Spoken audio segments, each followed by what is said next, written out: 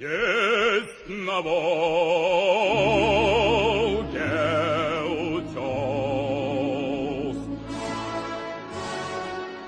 apodaron el carnicero de Rostov y es considerado el más brutal asesino en serie de la Unión Soviética. Su especialidad era la de matar y mutilar a niños y niñas para después desmembrarlos y comerse sus genitales. Y como filma a sus víctimas, les arrancaba los ojos. Andrei Chikatilo es el más claro ejemplo de lobo con piel de cordero. Casado y con 2 hijos, ni su familia ni sus amigos sospecharon jamás de su doble vida. Aparentaba ser un hombre trabajador, educado y cariñoso. Pero la mente de Chikatilo albergaba los horrores de su infancia, los desastres de una guerra y el haber presenciado cómo su hermano era devorado por una banda de campesinos hambrientos. Ingredientes suficientes para convertirlo en un insaciable depredador. Nuestro protagonista de esta noche, Andrei Chikatilo, fue condenado a muerte por el asesinato de 53 personas. Su confesión fue contundente. Cuando sentía la llamada, tenía auténtica necesidad de matar. El 14 de febrero de 1994, Andrei fue tiroteado por un grupo de soldados que evitaron dañar su cabeza. Varias universidades de todo el planeta deseaban hacerse con su cerebro. El cerebro de un psico-killer. El cerebro de una bestia.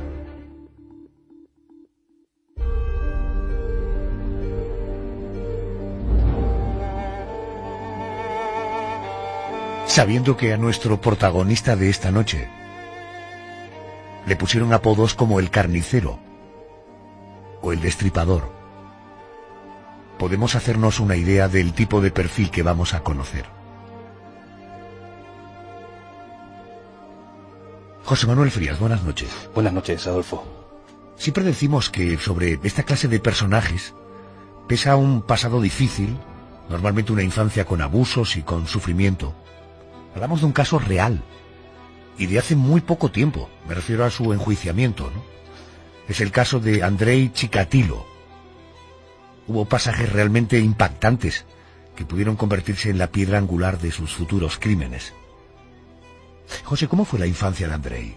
Bueno, Andrei Chikatilo nació el 16 de octubre de 1936 en una aldea de Ucrania que formaba parte por aquel entonces de la Unión Soviética. Y la situación política era terrible. Stalin, el dictador comunista, estaba realizando una especie de limpieza de oficiales del Ejército Rojo, pasando a miles de ellos a cuchillo. Y todo ese entorno viciado trajo el hambre y trajo la desgracia a los ciudadanos y muchos de ellos, millones, aparecían muertos por las calles. Una visión que desde luego no hizo mucho bien al niño Andrei. Sí, pero José, es decir, siempre hablamos de no todos los niños que han sufrido abusos derivan luego como psicolocos. En este caso habría también muchos niños que contemplaron esa tragedia y no se convirtieron en bestias. Sí, desde luego, pero no todos pasaron por una experiencia concreta que a Andrei le marcaría de por vida. El hambre que acosaba a la gente en aquel entonces empujaba a muchos a actuar de manera desesperada. Secuestraban a personas literalmente para comérselas. Era relativamente frecuente la antropofagia entre aquella sociedad destrozada, enloquecida, y las víctimas solían ser pues los vecinos más débiles, aquellos que no podían defenderse. Esa tendencia tan espantosa se ensañó con la familia de Andrei. Su hermano, Stefan, fue secuestrado por una banda de campesinos. Sin miramientos, sin rematarlo siquiera, el cuerpo del muchacho fue mutilado y devorado. Claro, este suceso fue una mochila muy pesada que Chikatilo cargó en su espalda el resto de su vida y que lo trastornó hasta el punto de hacerle disfrutar con el dolor ajeno, sobre todo con el dolor de los niños.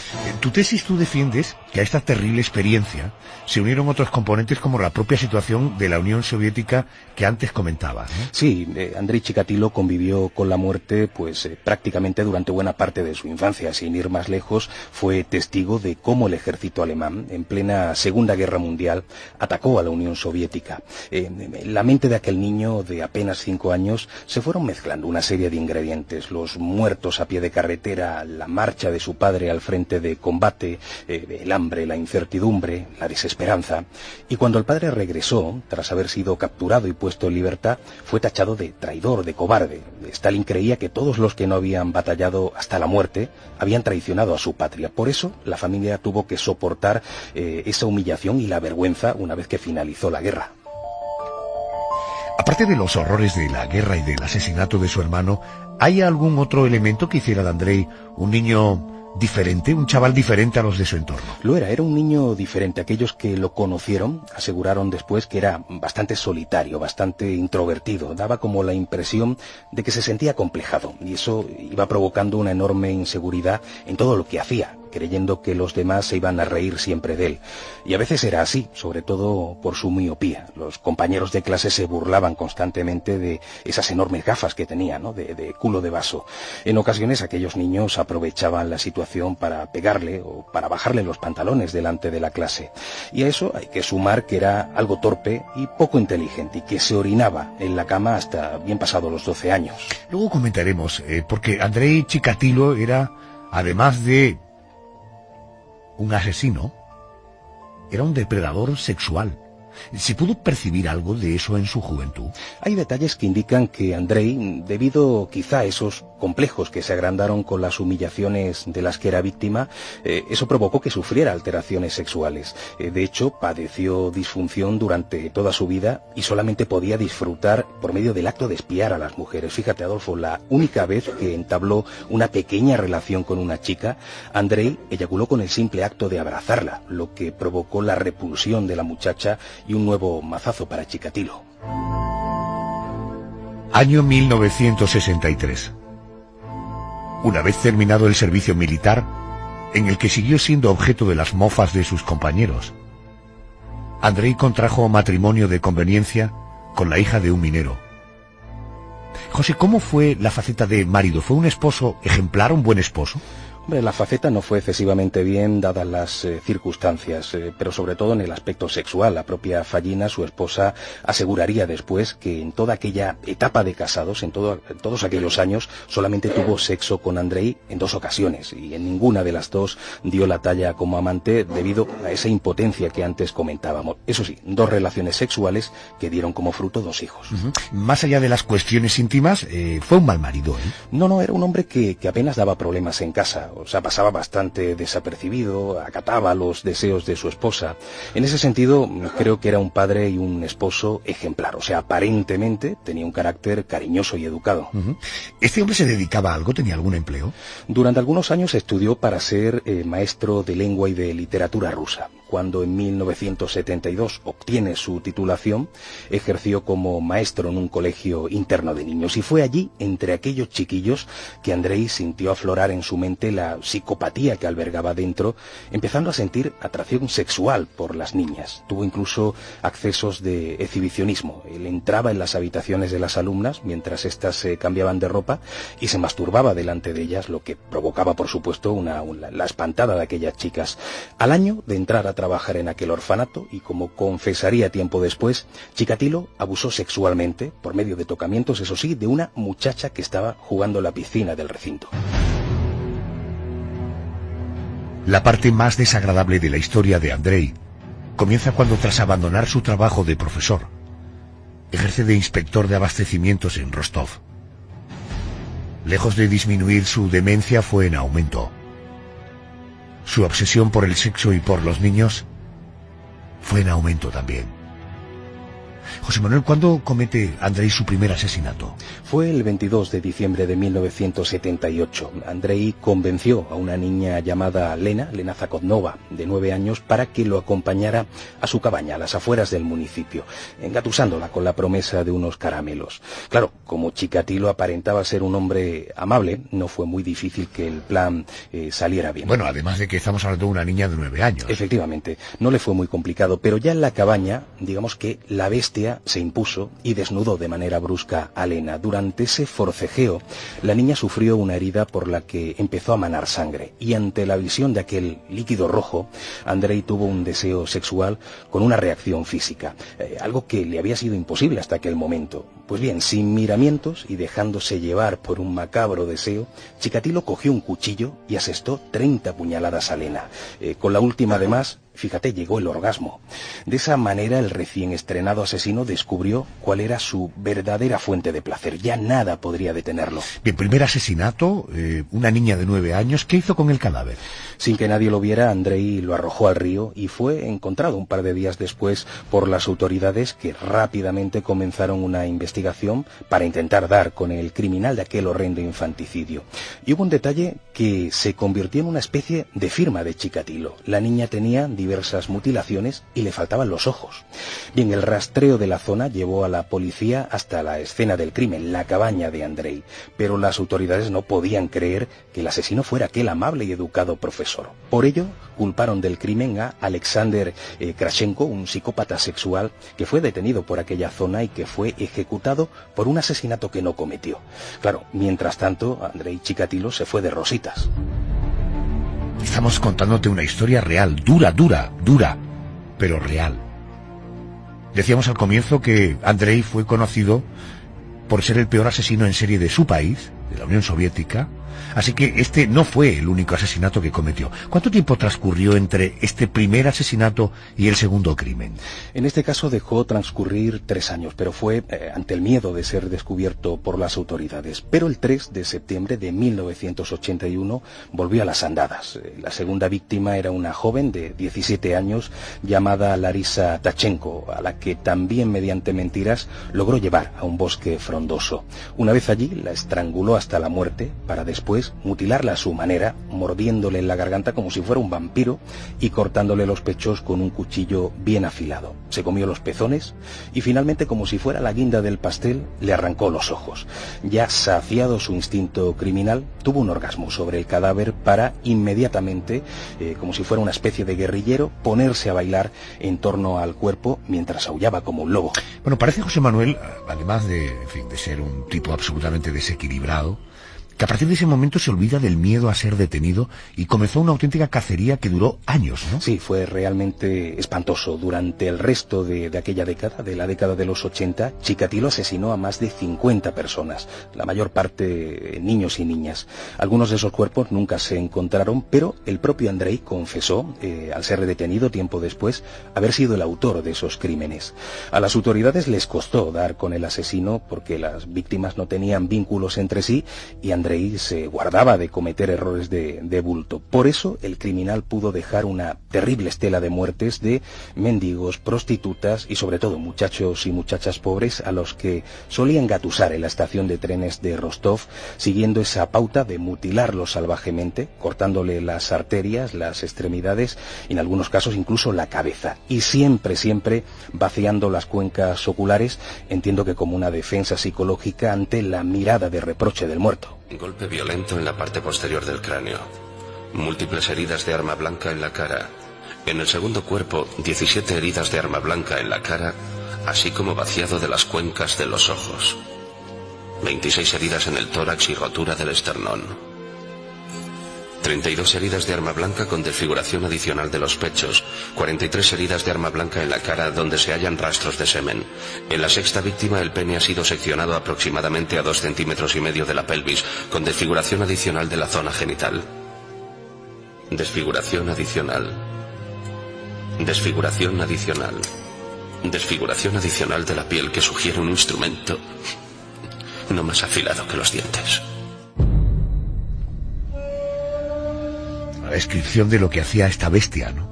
Es cierto que Chikatilo se se le empezó a despertar tendencias caníbales. Sí, eso es una realidad. Andrei Chikatilo se especializó, vamos a decirlo así, en extraer los órganos sexuales para comérselos, aunque antes devoraba los pezones y la lengua, pero lo que realmente le excitaba era arrancar el útero de las mujeres, que se comía con auténtico placer, y, cómo no, los genitales masculinos. De hecho, durante su confesión llegó a decir lo siguiente: los úteros eran tan hermosos y tan elásticos. En el caso de los hombres, les arrancaban los testículos a dentelladas y masticaban los penes como si se tratase de un perrito caliente. Es evidente que tenemos un asesino en serie entre manos.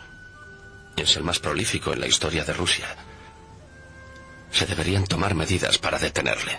¿Ha dicho un asesino en serie? Pensaba que había discrepancias sobre las heridas inferidas. Eso nos dijo usted, coronel. Y que eran niños. Podría haber varios autores.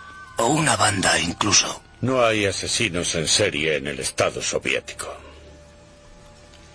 Eso suena como una irresponsable evasiva. Es un fenómeno de decadencia occidental.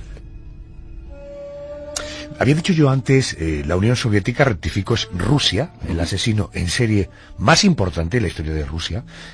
Mientras tanto, José Manuel, ¿qué hacían las autoridades? ¿Lograron seguir alguna pista que les condujera a Andrei? Ellos intentaron estrechar el cerco en torno al asesino, pero lo único que tenían eran diversas muestras de esperma del grupo sanguíneo AB. Pero eso no era gran cosa, por lo que las autoridades solicitaron informes a psicólogos y psiquiatras con el fin de trazar un perfil que sirviera para comparar con las fichas policiales de miles de ciudadanos rusos. Buscaban encontrar similitudes. Ese perfil quedó plasmado de la siguiente manera: un varón de entre 30 y 50 años, de aspecto normal, con familia y trabajo, con vehículo propio para poder deshacerse de las víctimas lejos, y afectado de disfunción sexual. Pero claro, esos datos coincidían, además de con Chikatilo, con la personalidad de unos 26.000 habitantes del entorno. Tengo una petición que hacer al comité. Tenemos 16 cadáveres y es posible que algunos no hayan sido encontrados. En mi opinión, este caso es muy grave y por ese motivo debo pedir más hombres, muchos más. También necesito unidades informáticas para poder iniciar un banco de datos sobre el caso. Y necesito comunicarme con la oficina de asesinos en serie del FBI en Quantico, Virginia, ya que es la mayor fuente de información sobre asesinos en serie del mundo. Y por último, debemos hacerlo público, todo lo posible. Primero, para advertir del peligro. Segundo, para poder identificar más cadáveres. Y tercero, con la esperanza de atraer a algún testigo de los crímenes. Dada la dificultad y la poquita información que tenían, ¿cómo lograron entonces dar con él? Por un pequeño error, como sucede en muchas ocasiones. Andrei fue detenido en el mercado central de Rostov por acosar a una muchacha. Claro, como la policía lo vio bastante agitado, sospecharon de él y les trajeron una muestra de sangre. Lo curioso es que, al analizarla, dio como resultado el grupo A, que no coincidía con el AB de las muestras conservadas. Nadie sabía por aquel entonces que existen individuos cuyo tipo de ADN de sangre no coincide con el ADN del esperma. Así que la bestia volvió a quedar libre. Quedamos en que entre el primer y el segundo asesinato pasaron 3 años, porque él se asustó en el momento que percibió que las autoridades estaban cerca. ¿Qué pasa a partir de este momento? Es decir, ¿con el susto de la detención se vuelve a calmar durante un tiempo? Sí, de hecho, en los siguientes años mató a 2 personas, pero a finales de los 80 se entregó de nuevo a su particular orgía de muerte. Y todo esto, por cierto, sin haber llamado la atención en ningún momento de su mujer y de sus hijos, que ignoraban las terribles andanzas del cabeza de familia. Ya en marzo de 1989 asesinó a Tania Rizova, deshaciéndose de sus restos mutilados en las cañerías de la estación ferroviaria de Rostov. Por ello, entendiendo que esa estación era un poco el escenario habitual del asesino, las autoridades pusieron en marcha un operativo en el que participaron más de 600 personas. ¿Más de 600 personas? ¿Cómo se organizó? ¿Cómo fue esa redada? Pues fíjate, usando disfraces. Esas personas se disfrazaron de usuarios, de empleados, de taquilleros, guardas, obreros, incluso de mendigos o de prostitutas. De esa forma cubrieron todos los flancos. Para que este plan funcione, deberán cumplir una misión.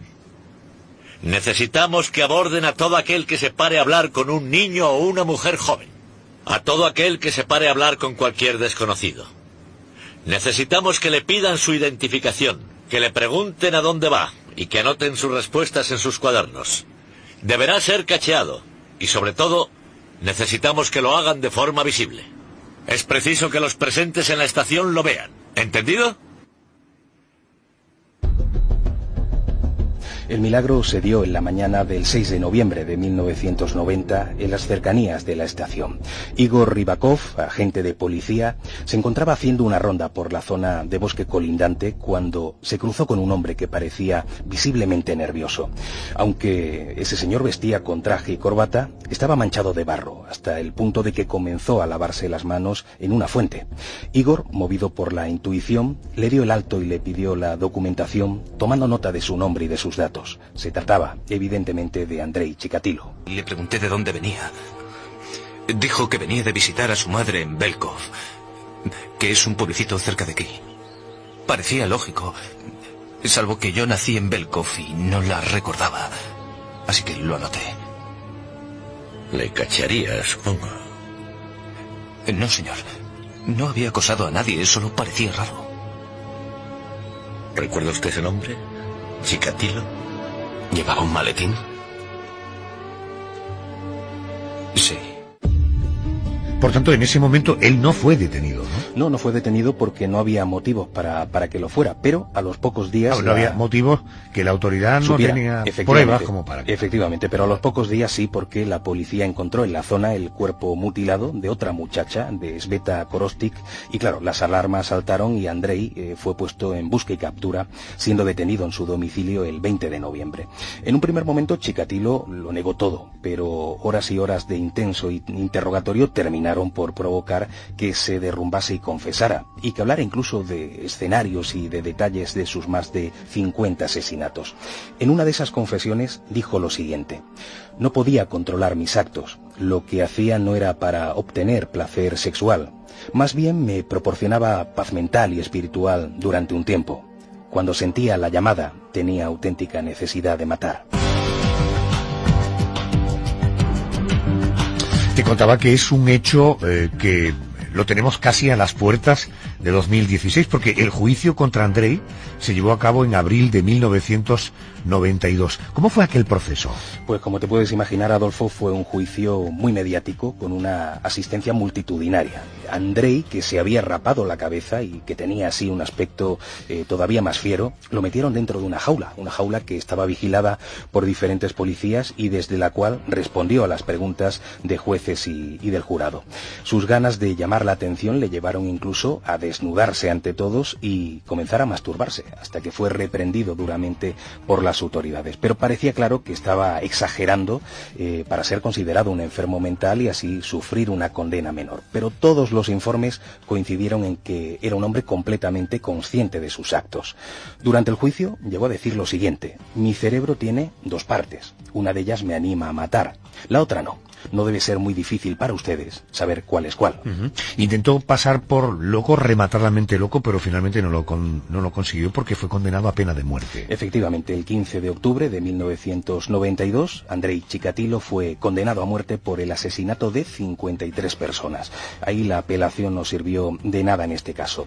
Durante el tiempo que estuvo encerrado, a la espera de su ajusticiamiento, concedió algunas entrevistas y parece que en una de ellas se derrumbó. Él decía: dele recuerdos a mis amigos, a mis colegas, a todos los que conocía. Dígales que lo siento mucho.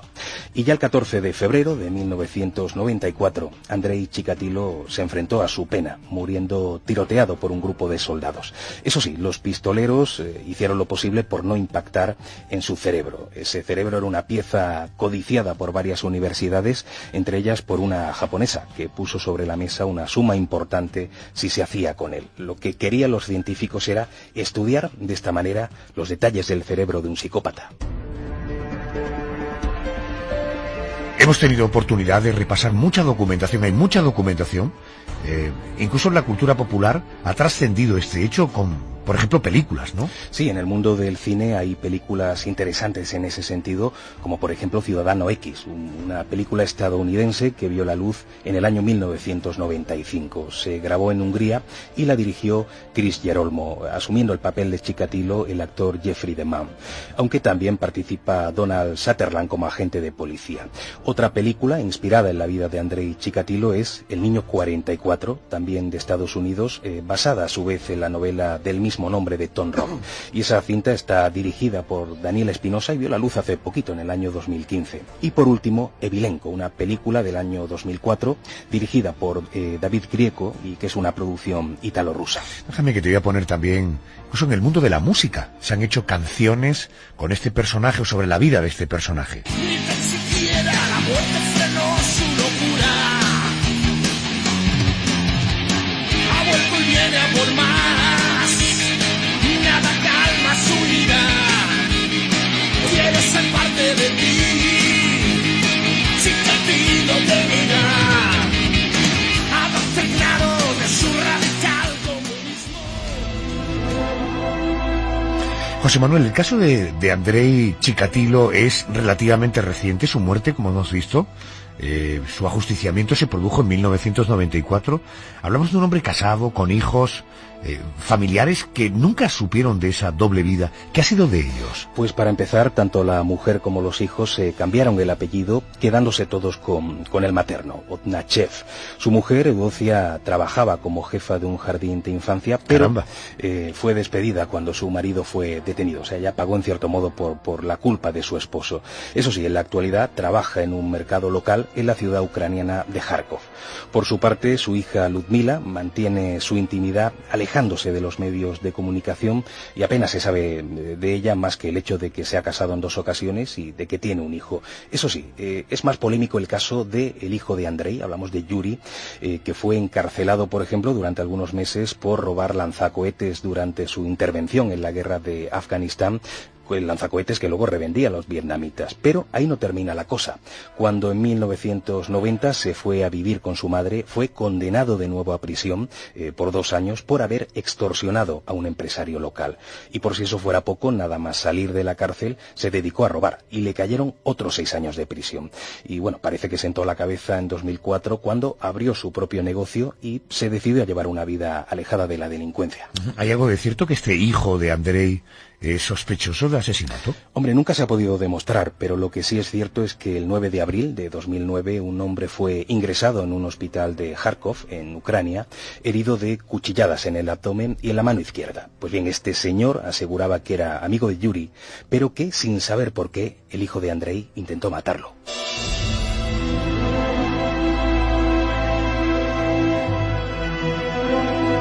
Lo que sí está claro es que Yuri es un personaje polémico, un hombre que no reniega del pasado de su padre y que incluso se siente orgulloso de él.